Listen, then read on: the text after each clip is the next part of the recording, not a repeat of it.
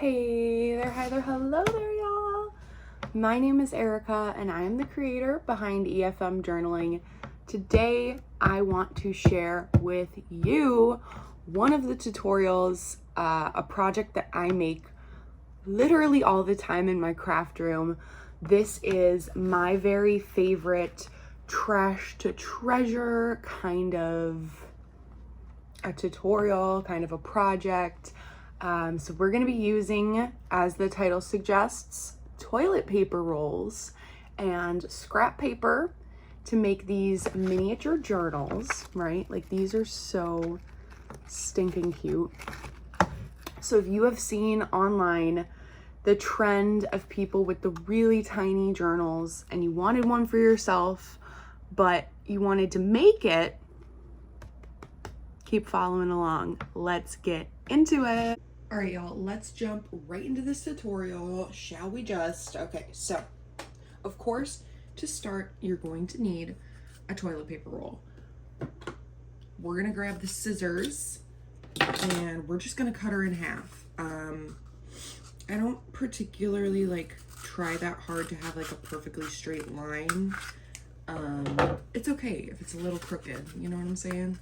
We're gonna trim it again.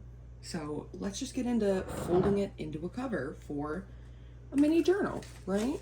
So here's how I do this.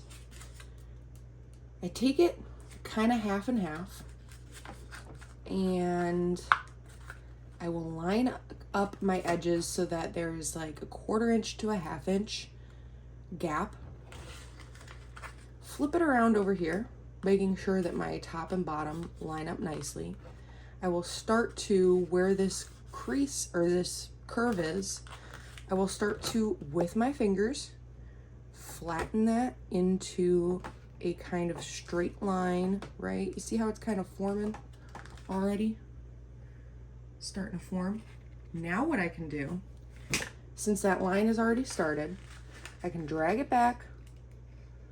Again, making sure my top and my bottom line up nicely.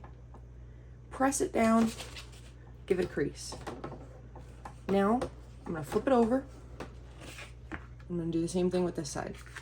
This side's a little bit easier. We already have it halfway done. So I'm gonna line up these two edges pretty well. They're not perfectly straight, so that's okay. But then making sure that these edges line up perfectly. Coming over here where the curve is, just taking my finger and checking where my first fold is, right? Like, it's down nicely. Now I can start to fold this, crease it. I'm gonna have a pretty thick spine on this one. Usually they end up being pretty thin, but it doesn't matter. You know, the more the merrier. Who cares? Now I'm just gonna flatten it, give it a good crease. Now is where I'm gonna make these lines a little bit better. So I'm gonna bring it together. Right, I got my nice spine over here. Got my edges here, lined up together. And I can tell that they're not perfect. So what I'm gonna do, I'm gonna just take my scissors, take off like 1/8 of an inch. Okay. For metric friends, just a couple of centimeters. Just a little wee trim. And now my edges line up nicely. They're not perfectly straight, but we put trim on these, and so it doesn't matter if that edge is perfect or not. You can't tell on either of these two journals that I've already made that wasn't perfect. So, moving right along. I've already picked out my fabrics from a little fat quarter and decided what I wanted to be my outside and my inside. So I'm just gonna take a little pen. I have my fabric draped over, and I'm gonna mark where the fabric goes to, so where my glue should go to, because I don't need to glue the whole thing right now. All right, so now we're gonna get into gluing. I know I mentioned these two things earlier. I'm gonna mention them both again. First of all, this is the only time I use fabric glue, and that's only because when I first started making this project, like when I first started making journals, I started with fabric glue on this specific project. You don't need to use fabric glue, okay? Any adhesive will work fine. Any adhesive you're already using for like fabric onto like a spine of a journal, gonna work just fine. I usually use Mod Podge, okay? Now, thing number 2, you do not have to use fabric, right? You could totally just use paper to cover this up. Just paper would be fine. But I've got tons and tons and tons of these little scraps of fabric, and this project was how I originally dreamed up a use for all of them. So, going ahead with the glue, we're just gonna get right on in here, y'all. I'm gonna go to my markings. I'm gonna, try my best to go in a straight line from there. As straight as it gets, you know what I'm saying? So, and I'm applying my glue pretty heavy, simply for the fact that fabric glue like this dries out pretty quick. So, I'm going in for it. Ooh. But this bottle is also like at least halfway done, and squeezing it hurts. Okay, so now take my little piece of fabric, slap it right on down, smooth it on with my fingers. That is literally as difficult as it gets, okay? Okay, now I'm gonna flip it over. I'm gonna do the other side really quick. I don't need to mark with a pen because I already have that piece of fabric. These two are the exact same size. So I'm gonna use the little bits sticking out at the ends as a guide. So, see you in a second. Boom, bop, bam. That is done. Look at that. Right? And we already formed it into a journal with spine. So the form of the spine is still there. It's great. It's wonderful. Okay. Now, we're gonna add a little bit of trim. I have this random scrap of lace, and I'd like to put it to use. So that's what I'm gonna do. So I'm gonna throw myself a nice line of fabric glue right on this edge. Take my piece of lace, slap it on down. Do the same thing. Just make sure with my fingers that it's nice and smoothed into place. I'm literally just wiping that glue off. Okay, now I can just doop, doop, doop. Nice. And do the other side. See? This project comes together really quickly. It's just kind of like knowing what you need to do. So that's why I filmed this tutorial, because over the year that I've been making these, I feel like I have perfected the process. So yeah, so I wanted to share with all of you friends out there this super awesome project. All right, now I'm gonna go ahead, flip it over, do the same exact steps that I just did on the outside. All right, y'all, so we're in the home stretch. We're almost done. I'll keep it real. I filmed everything prior to this before work, and then let this dry while I was at work, so all day. Now it's really nice and dry.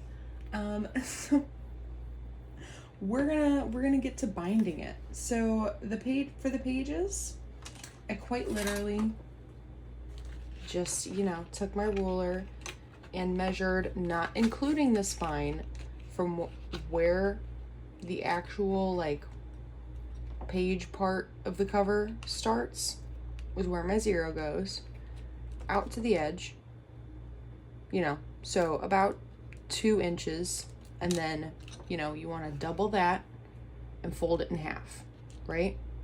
So 4 inches folded in half, or for metric friends, 5 centimeters here, so 10 centimeters folded in half. You don't want to measure including the spine. If you do, when you fold it, your pages will stick out too much. I know we added trim, it makes it a little longer, but trust me, just trust. Okay. And then for the height of the pages, let's see here. We've got, I went with about 3.5 inches, or for metric friends, about 9 centimeters. So I took a bunch of my scraps from my scrap bin and went ahead and did this. There's, I think, like 15 sheets here, just all like scrapbook paper. I am going to stick this in. I'm gonna grab some binder clips so I can clip it into place so that nothing is slipping and sliding around while I'm punching holes through it. So I lined up the crease of all my papers about with the center of the spine action. We're gonna take an awl. Friends, be careful. This is a sharp tool. Okay, now that I have given the disclaimer, we're gonna start punching holes. We're gonna go in the middle of it and we're just gonna really apply pressure. And I'll keep it real. When you have all the fabric and the toilet paper roll and the glue, it is kind of difficult to finish punching all the way through. Like it's really got some resistance to it. So be careful. It's okay if you bend the spine a little bit while you are doing this. You're gonna be able to bend it back into shape. It's okay. I don't know if you could tell just then. My awl came through. So yeah, just work with it. It'll work with you. Okay. I'm doing a 3-hole pamphlet stitch. So I'm gonna go with a hole above and a hole below. Relatively equal distance, but I'm not measuring. I don't need to. It's okay. It doesn't matter if they are at exactly an equal length from one another. It's not gonna make a huge cosmetic difference, to be entirely honest with you. What matters is that they're all in a line together, which is why, you know, you fold all your papers beforehand and then you got a crease. And, you know, I think you know where I'm going with it. I'm gonna punch these holes really quick. All right, that is done.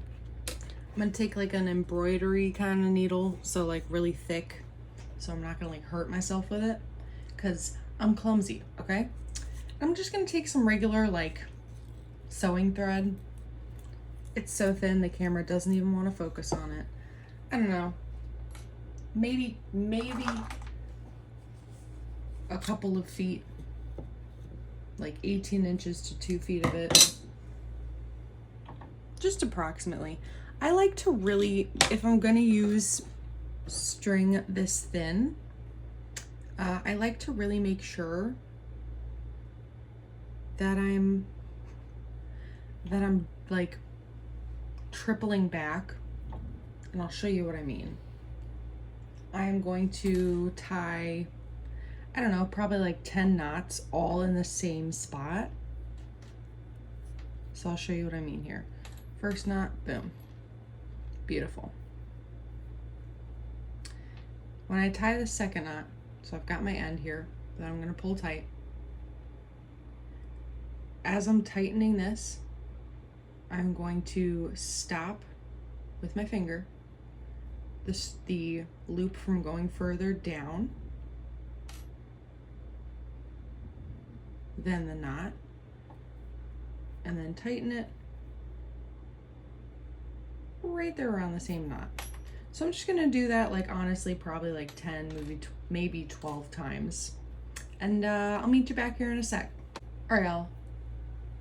So I tied a bunch of knots, obviously. Now I don't feel like it's gonna like slip back through, you know what I'm saying? I'm just gonna start in the middle. Boop.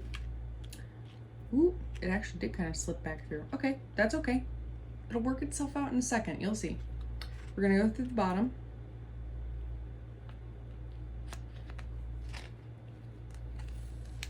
and then through the top. Ooh, making sure I don't catch on my binder clips.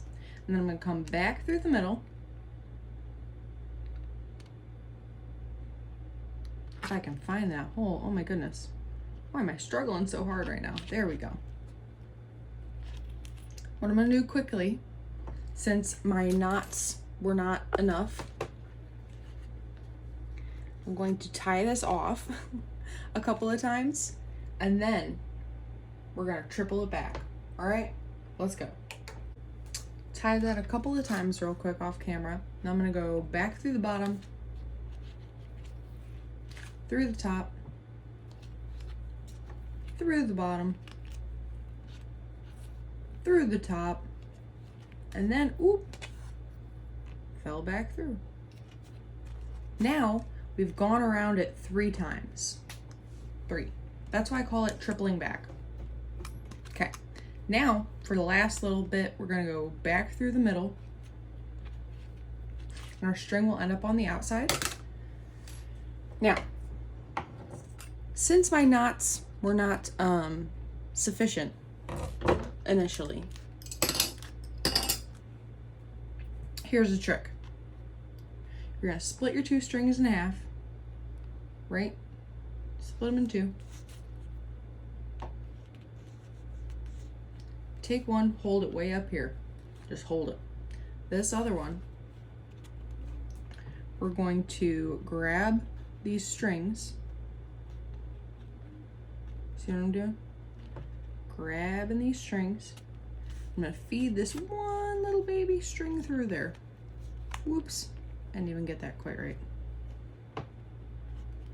It's not the easiest, but it will make this hold forever.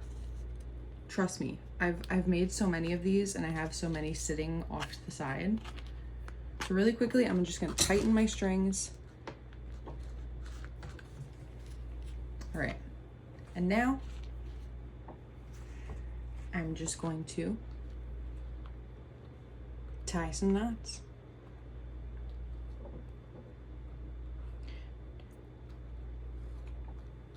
If you just hold your fingers at the base of the string as you are pulling the knot, with this loop being below your fingers, then it will form the knots pretty much in exactly the same spot. And if you do about 4 or 5 of them, it'll make it pretty nice and durable. Got that durability. Oops, oh my gosh, I'm like struggling, y'all. I don't know why. But yeah, that was it. That literally, y'all, that was it. That was the whole tutorial. Just like that, you're done. You got a mini journal. Boom, boom. Look at how beautiful that is. I actually need a new one, so I'm probably gonna set this to the side in my little journal ecosystem. And I'll probably give these away to some friends. But I hope that y'all enjoyed this. If you did, please give the video a thumbs up. I would appreciate it so much. And if you want to leave me a comment, if there's any specific tutorials that you would like to see, I would love to provide them for you. And while you're down there, don't forget to hit the subscribe button. All right, y'all, so we did it. We made a finished product. I am so proud of how this came out. I'm so thankful that you followed along with me, and maybe you made one of these for yourself. If you did, I would love to hear about it in the comments below. If you had a little theme, or if you went with just like a color palette, I would love to know. Let me know. Or if you just went with like just scraps, we're just going with scraps, I would love to know. Let me know down below. While you're down there, I would really appreciate it if you hit the liked button on this video. And while you're at it, feel free to subscribe to continue to see my little old content. I'm going to continue this current series where I'm sharing all of my favorite tutorials with all of y'all. And I really hope that you enjoy it. So Peace, love. I will talk to y'all in the next one.